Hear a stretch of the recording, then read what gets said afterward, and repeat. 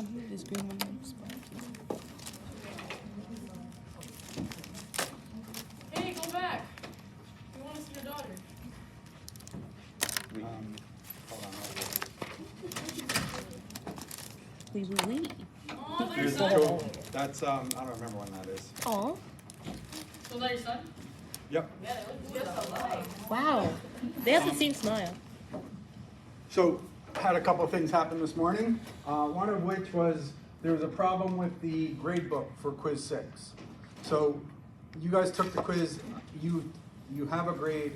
I can't see your grade. I don't understand why. This is the first time this has ever happened to me, so I'm going to have to be on, go on to the help desk and see. It looks like it's linked to the grade book. I don't understand. Anyway, in the meantime, you don't have to do it right now, but you have received an email that looks something like this. It says, here's your grade. What I'd like you to do, don't have to do it right now. What I'd like you to do is to email that, a copy of that, just forward it either to my Rana email, mclancy@Rana, or michael_clancy@uri.edu. So that it's just easier for me to, if worse comes to worse, I have to enter the grades, then I know I can do that. But for some reason, something happened with this grade book, and I hope it doesn't happen again. So, are there any questions about that? So either one is, this will be you will have received this email at your URI email address. Let's see here. We have a busy week.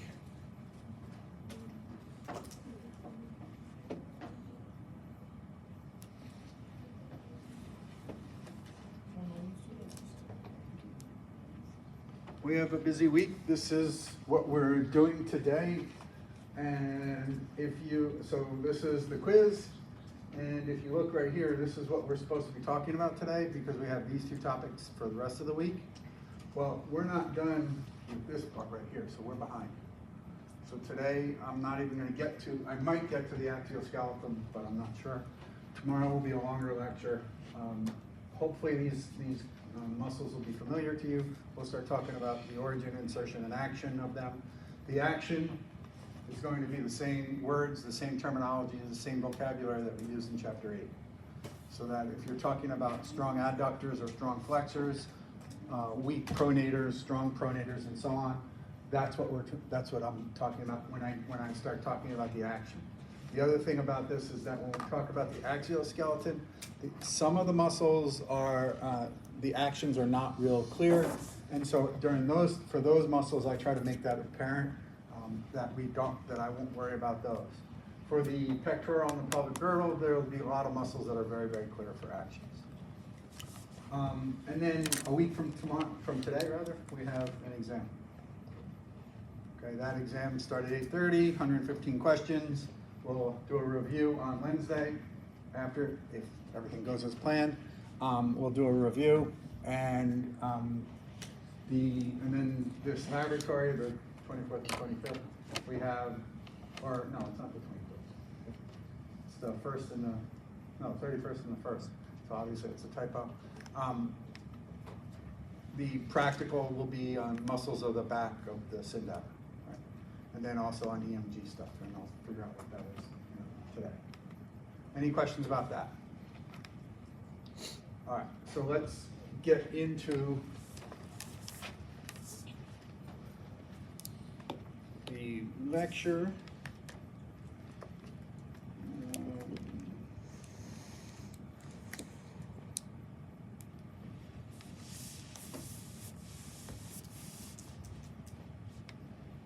I stopped talking about muscles last week when we were talking about motor units, and the idea here is that in this diagram on the right-hand side, you have muscle fibers or myofibers. You have the myofibrils and the myofilaments. All of those things are located in here. You have the sarcomeres that are all located in here.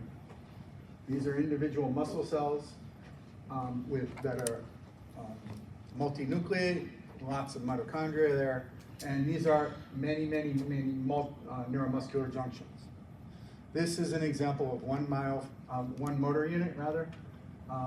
So this is a single motor unit. It's defined by a single axon from a motor neuron that serves a part of a skeletal muscle. Other axons, other terminal axons will serve other parts of the muscle as well. So what happens here is that as the muscle that is being incorporated or being used, that runs out of energy, another portion of the muscle, another motor unit, in other words, can take up the slack, it can pick up. Meanwhile, that first muscle that's running out of energy can rejuvenate itself, and prepare for further contractions. Another thing that we've talked about here is that when you're talking about getting bigger muscles, you don't add the number of muscle cells, right? You add the amount of protein in each muscle cell. So the muscle cell itself the diameter will get larger. The diameter, or the length of the muscle cell won't change. The number of muscle cells won't change, but the diameter of the muscle cell will change. How does that change? Through protein synthesis. And when we're talking about proteins, we're talking about the 5 proteins that we've already talked about when we're talking about skeletal muscle contraction and the contraction of a sarcomere, right? So there's actin and myosin, titin, troponin, tropomyosin. So in order for this cell right here to get stronger, it's not going to duplicate itself. It's going to get the bigger diameter. Bigger diameter, more force, stronger. Larger muscles tend to have many motor units, and those motor units are very, very big. Small muscles, especially muscles of things like the hand, and to a lesser extent the feet, they will have many motor units, but those motor units will be very, very fine. So they aren't going to be necessarily stronger, but they'll have lots of motor units that serve just a few myofibers individually. Once again, the action potential has to start this whole contraction, right? And that cascading effect, that consequent effect we've already talked about.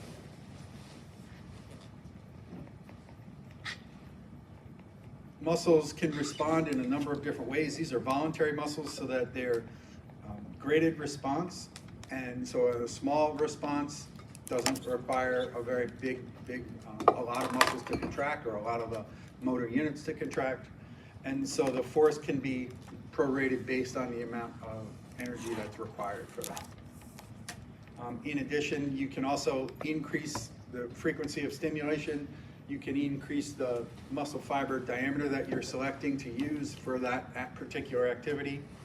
And then you can also extend the duration to a limited extent for that muscle contraction. So all of these things are in play. And you can, again, the length of time which you can do this, the amount of force you can produce, is all based on a number of different factors. If you look at this slide on the left, this is something that we've talked about already, and this is called an AMG, and this is what you guys should have tried to produce last week, or you did try to produce last week. There's 4 parts to it, and I venture to guess, I haven't looked at your data yet, but I venture to guess that your data doesn't look this smooth. The reason why is that this is an EMG or an electromyogram for a single motor unit. And if you have 10 or 100 motor units all operating at different frequencies, and as a result, that peak that you can see in this part right here, that nice and simple peak with this single motor unit, is going to appear very jagged, and then it'll go down, and then it'll regenerate itself or rejuvenate, and then the motor unit will work again. So there's lots of motor units. That's why that's part of the reason why that the data is so messy. But there's several parts to this particular graph, this EMG. The first thing here is the first vertical bar right here, or this vertical line, is when the stimulus is applied. And where is that stimulus coming from? It's coming from your motor neuron. So that's at the level of the neuromuscular junction. So the stimulus is applied, the release of ACH has occurred. ACH now is crossing the synaptic cleft, and it's invading through endocytosis, it's invading the muscle cell, and now that muscle cell is starting to react to that. As that muscle cell, as some sarcomeres start to contract, more are being recruited to this, and then there is the maximum contraction pressure. As that contraction phase occurs till it reaches a peak for that individual motor unit or motor units, depending on the particular stimulus. As that increases, then that's going to, eventually it's going to decrease, and that's relaxation phase. So there's a stimulus, a lag phase, contraction phase, and a relaxation phase. Later on, there's other slides there that, no, never mind, I'm talking about something else.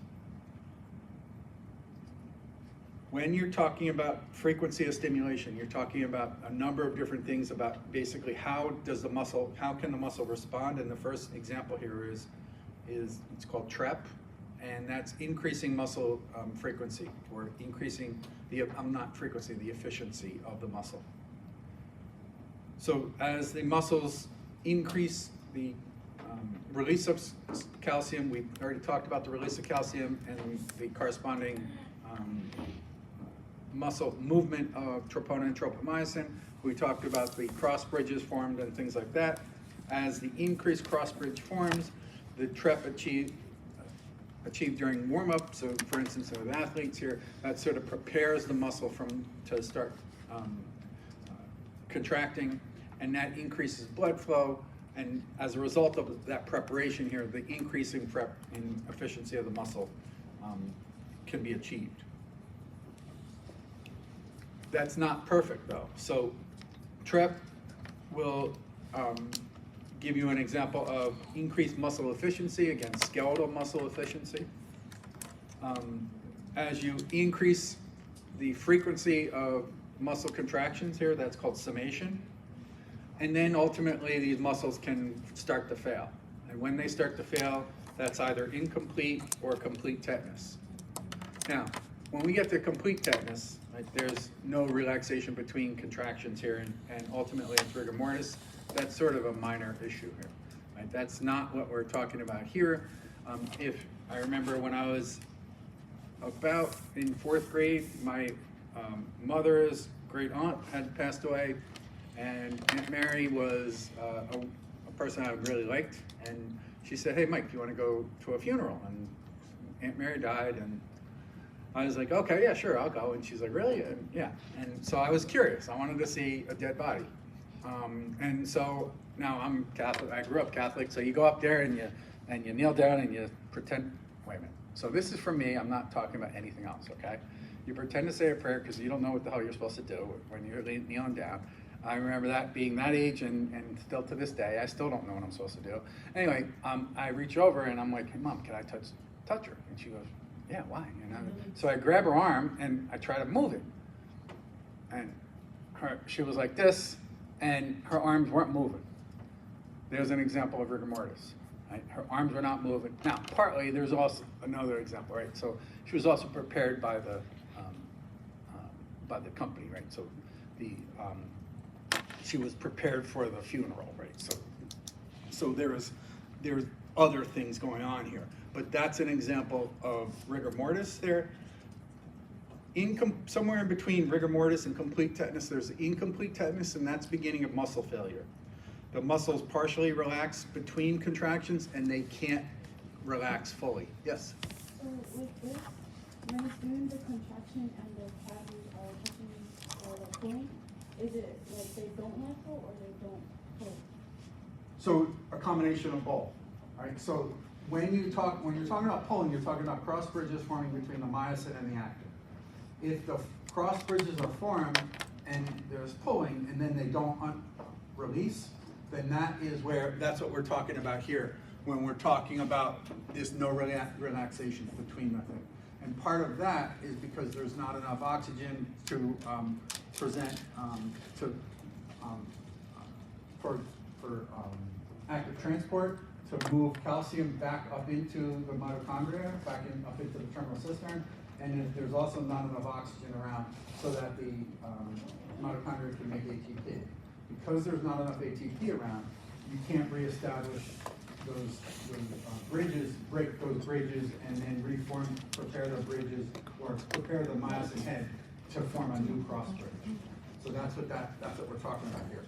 So the mechanical events here of this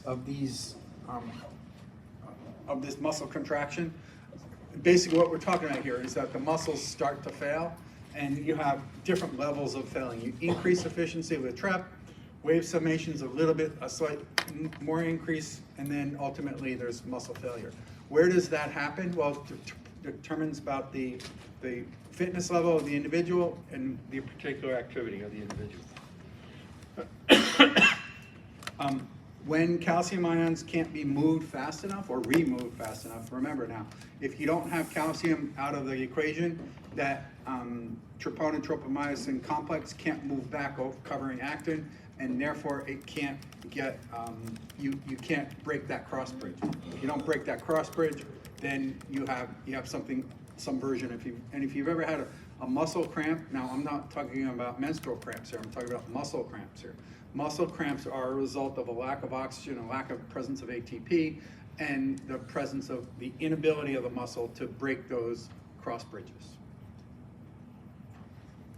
And here are the examples there. Now, if you look at this tension here, so this is, these are individual twitches here, so that would be an individual myogram, and this is more or less like what you saw in your data in number 1, or perhaps in 2 and 3, where you see tetanus, or I'm sorry, summation and then incomplete tetanus, depending on how much activity you used in your muscle.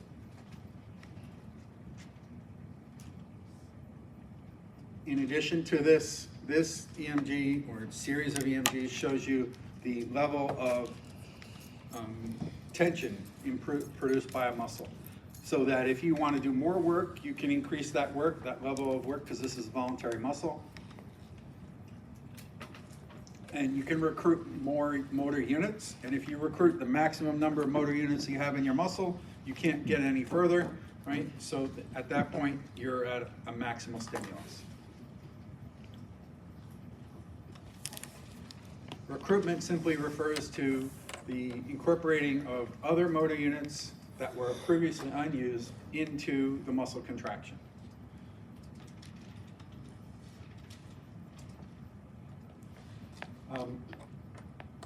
When you're talking about muscles here, if you talk about body types, everyone stand up and imagine that you're looking at their individual muscles there. That slide of Arnold Schwarzenegger and those bodybuilders, right? Those are examples of muscle of bodybuilders. They have a particular body type, and they have very, very well-defined muscles, right? Other people have different body types, and they will have, so you have some people that are very, very good at one thing, and other people that are not are good at other things. In part, these are, when I say good, I mean physical activities. These physical activities are categorized according to the different types of muscles that are present. And for long distance runners, you can have muscles that are called slow twitch. Those slow twitch, more fatigue resistant muscles are able to undergo these repeated contractions for a long time, perhaps hours. My nephew is running in the New York City Marathon next weekend. And that's pretty amazing for me. I could run, a New York City block, right? And that's comparatively. So that's a little bit longer than a city block. So he has a whole bunch more mitochondria. His muscles are more fatigue resistant, and also he has this more red stuff in his muscles called myoglobin. Myoglobin is one example of a thing that will basically temporarily store additional oxygen in the muscles. And so there's additional blood flow to the muscles because of his level of fitness, but there's individual blood flow to the muscles that then deliver oxygen to the muscles that are then temporarily stored in the form of myoglobin.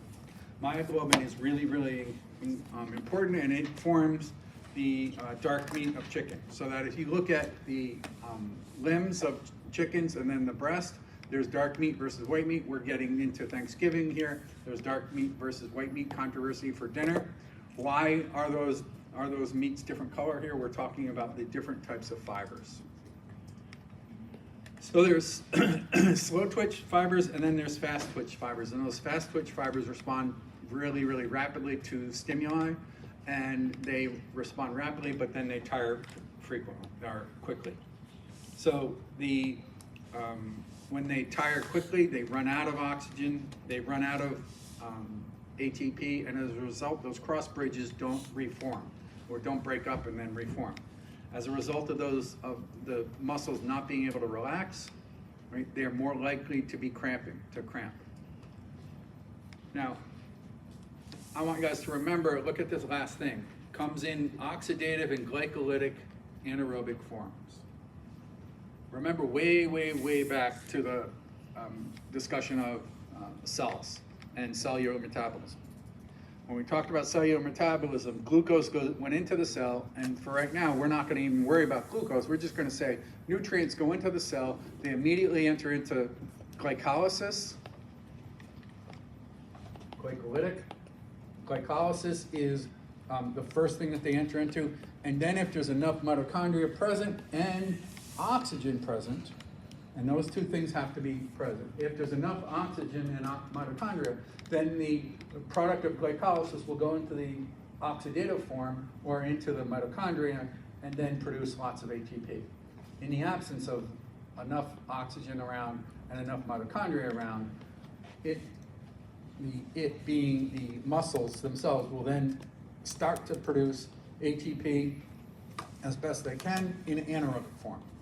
So when oxygen is not available, there's a glycolytic or glycolysis occurring regardless, and it has two pathways. One pathway is oxidative or oxygen produced or oxygen consuming, and the other pathway is when the oxygen is absent, mitochondria are not active at that point, or they're not able to produce ATP, and as a result here you have a different output of ATP, a much lower output of ATP. That much lower output of ATP is a result of fewer and smaller mitochondria, and as a result, these muscles tire much more quickly. When these muscles tire, if you then try to use them, then you're be more likely to form cramping. And it's much different than these muscles that are type 1 muscles. So there's slow twitch and fast twitch, and then there's also mixed, there's also mixed muscle fibers here. I thought I had mixed muscle fibers. But we'll just talk about the sort of classifying those being either red or white.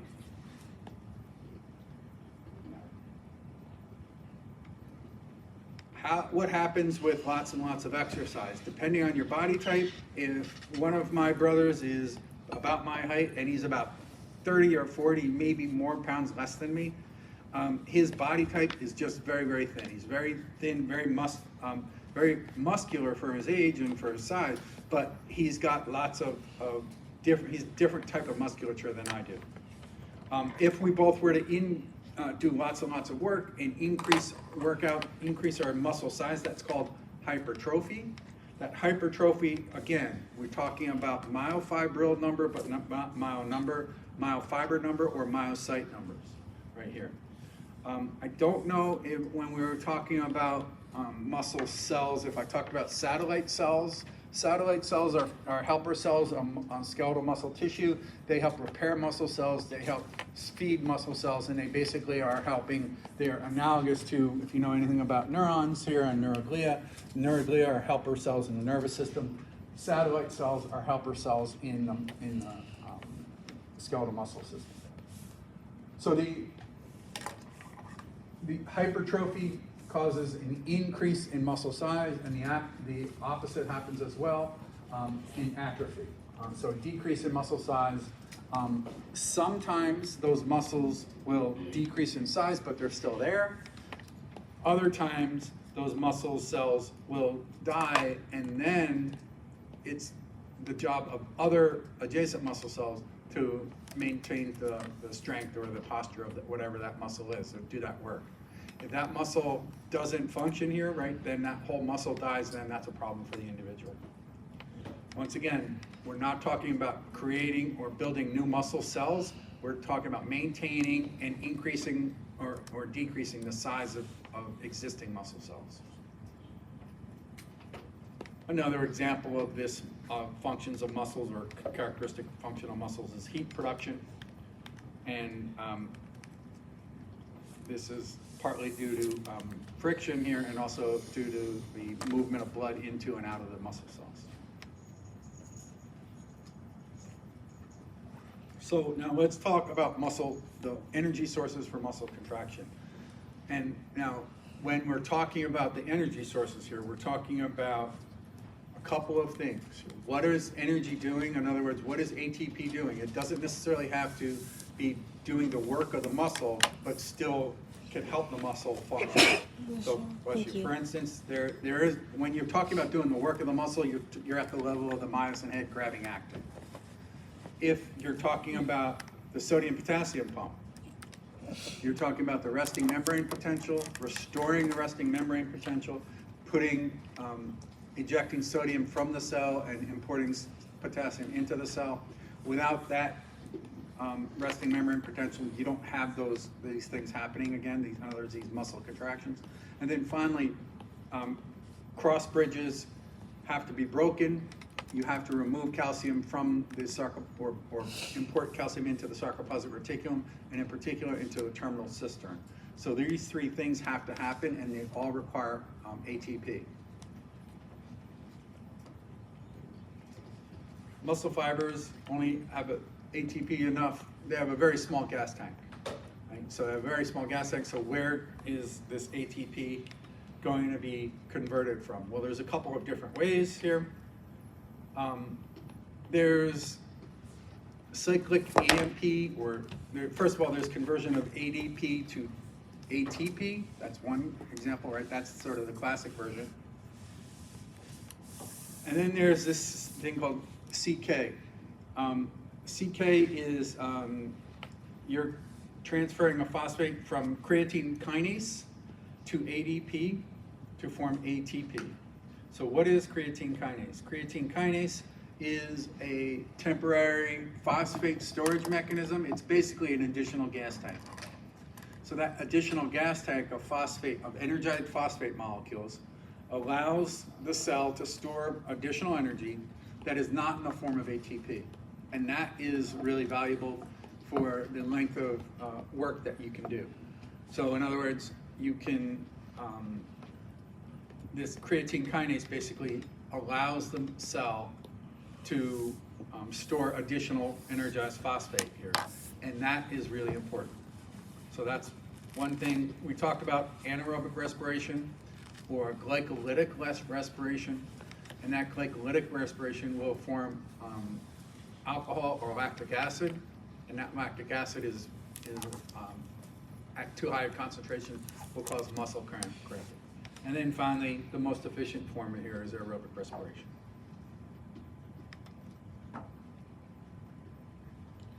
So on the right-hand side, we have creatine kinase. Creatine kinase creates this thing called creatine phosphate. That creatine phosphate is basically a temporary storage molecule. That temporary storage molecule, if you look at this on the right-hand side here, there's arrows going in both directions so that you can transfer this energized phosphate molecule from ATP. You can give it to creatine via creatine kinase. You can give it to creatine and make creatine phosphate. That creatine phosphate then stores that energized phosphate until it needs it again, until it being the muscle here, and so then it enables the muscle to do more work.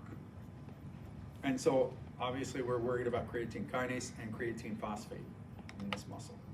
There's also these other pathways here, and I won't worry about that. But if you look, you have glucose glycolysis, pyruvate, and lactate, glucose glycolysis, pyruvate, and aerobic respiration. Right? So on the left-hand side, you don't want to be accumulating lactate or lactic acid in the muscles because that's problematic for the and produces, what does it produce? It produces muscle fatigue. That muscle fatigue, by definition, is a reduced ability to produce work. When you're talking about production of lactic or lactic acid, that's called accumulation of acids or acidosis. Acidosis prevents further production of ATP, so it's this self-defeating prophecy here. And that causes additional stress on the muscles.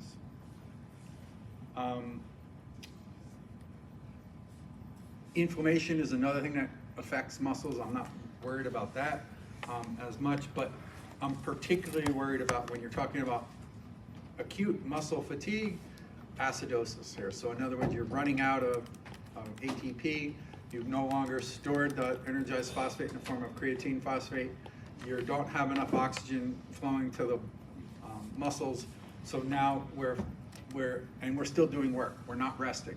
If we're still doing work, we have to do work under stress, and that stress will form acidosis. And I've talked about rigor mortis, right? So some of you I know are in playing not field hockey. My daughter plays field hockey. Some of you guys are playing, two of you guys are playing volleyball. At least one of you are playing soccer. After you work out a lot, hopefully you're all active. After you work out a lot, you might have inflammation and soreness in those muscles that you've used extensively.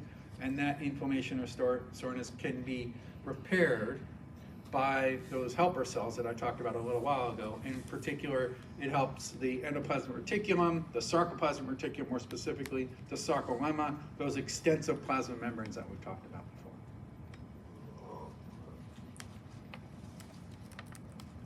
I don't worry about oxygen deficit, so I don't think there's any questions about that. So I won't ask about that. So far, we've spent an awful lot of time talking about skeletal muscle. So now what I'm going to do is talk about a comparison of skeletal muscle to two other muscles. First is smooth, the second is cardiac muscle. So it's all in context of comparison to skeletal muscle. So if you understand about skeletal muscle, then the focus here will be the differences between skeletal muscle and, in this case, smooth muscle. So the first case here, the smooth muscle here has small spindle-shaped cells that have a single central nucleus, and these fibers are much smaller than those in skeletal muscles. The fibers are much smaller. The proteins still are there. They're still contractile proteins, but they're not organized in a particular way. And as a result of them not being organized in a really clear manner, they appear not striated. So the proteins are still there. In other words, actin and myosin are still there, but they don't look like they're striated.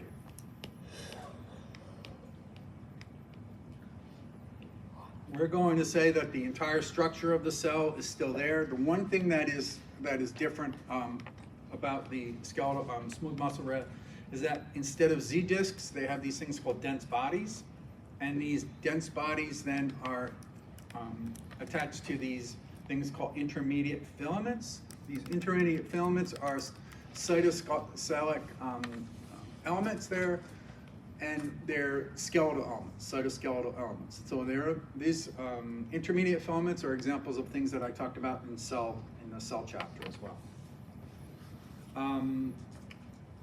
When you're talking about the production of these cells of smooth muscle tissue and the contraction, what happens here is the contraction, they don't produce a movement per se. When you're contracting your biceps brachii, you're producing a movement on your radius, and that movement then is corresponding, that's called flexion. Right? But when you have a tube, we're talking particularly about muscles, or these muscles that surrounding organs, so that, for instance, the digestive system. When that digestive system contracts, it forms, either it expands or it contracts, it just closes a tube, and that closing of the tube is basically the muscle cells shrinking or causing them to go from football-like to really, really short. And when they're really, really short, they're fully contracted. This football-like cell, if you look at this part right here, where my drawing is, this at the bottom of the cell, the bottom of the slide graph, this individual cell right here is fully extended. There are single nuclei found in each of these cells. Right here, there's lots of nuclei, individual cells, and these cells themselves are different. They're different than the muscle cells. They have all of the same proteins, but they function differently.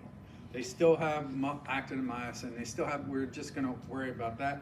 One thing they have here is these dense bodies in the sarcoplasm. These dense bodies are basically analogous to Z discs.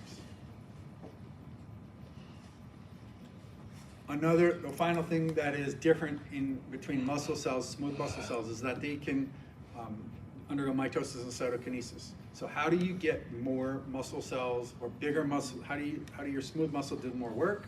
You add more muscle cells. How do those muscle cells get added? Through mitosis and cytokinesis. Right, so that's a classic example of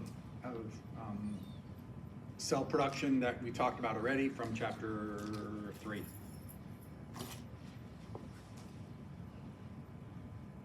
Another thing that I don't think I mentioned was that smooth muscle is also involuntary, and so that while smooth muscle is also talked about, it's being fed by or interacting with motor neurons, right, that are part of the voluntary nervous system.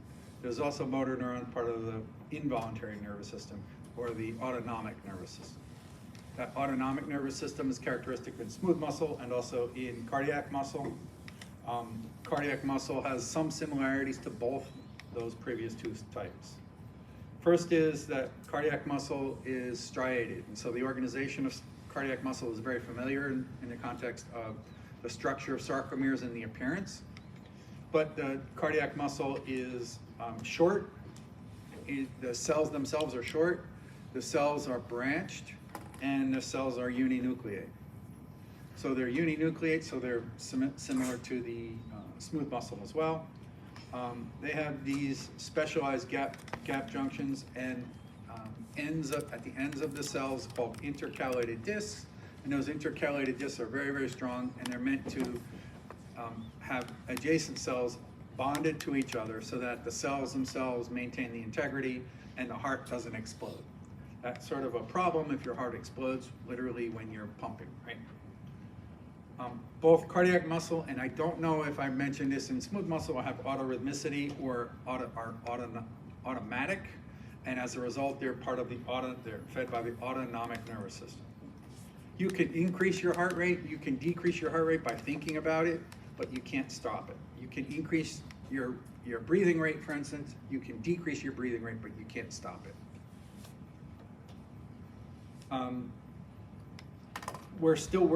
We're not worried about the particulars of cardiac muscle contraction here. So there's sodium, there's potassium, there's calcium, all playing a role in these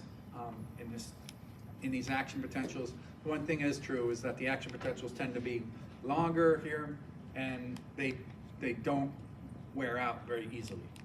In other words, the muscle cells themselves don't run out of energy very easily, in part because our bodies are adapted because we have so much blood flow to the heart. Top is a photomicrograph or a tissue slide of a skeletal muscle or a cardiac muscle tissue here. And then at the bottom is a drawing of an individual, of several actually, cardiac muscle cells. You can tell that they're cardiac muscle cells because of the branching nature of them. And they also have these things called intercalated discs. Besides those things, right, the branching nature and the intercalated discs, they're almost identical to to skeletal muscle, sorry.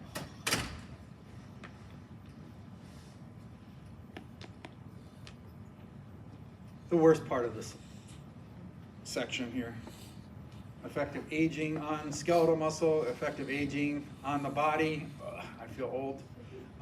So generally speaking, as you get older, there's a reduced muscle mass. And as a result, there's your inability to do as much work, or you can't do as much work. Reduced stamina, increased recovery time. My kids will make fun of me because I used to play soccer, and they say I used to play old man soccer. And my kids would be like, "Dad, all you're doing is standing around there. Why aren't you running?" Like, I am running. Stop. And I just can't.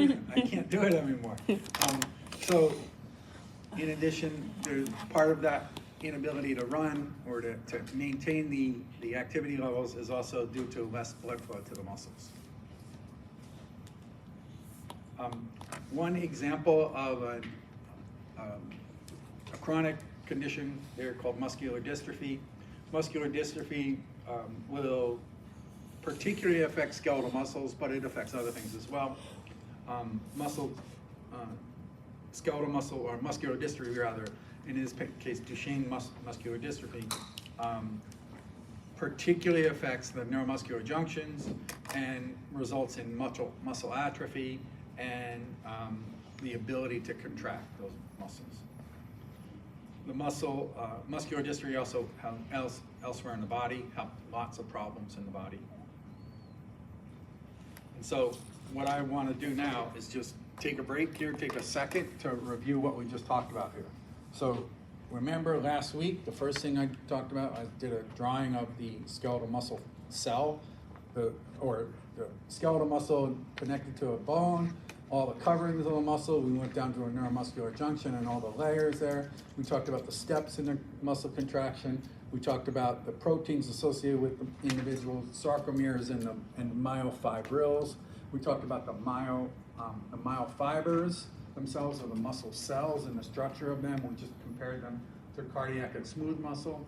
We talked a little bit about the contractions, the differences in motor units and myograms, and how they're different. We talked about how those how a muscle contraction is sustained without when some part of the muscle can be worn out and other parts of it is not being used. So that's voluntary muscle contraction. Then we just talked a minute ago about about smooth muscle and cardiac muscle.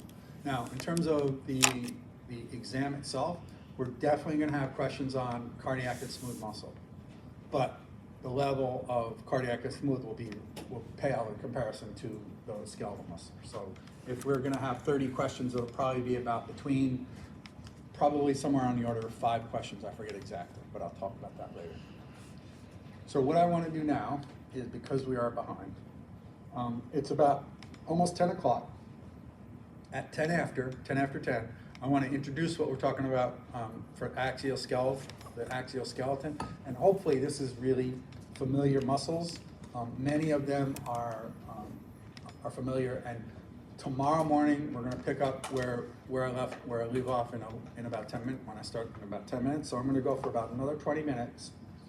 We'll end at about 10:30, but come back at 10 after 10, and I'll pick it up where I left off, okay, with axial muscles.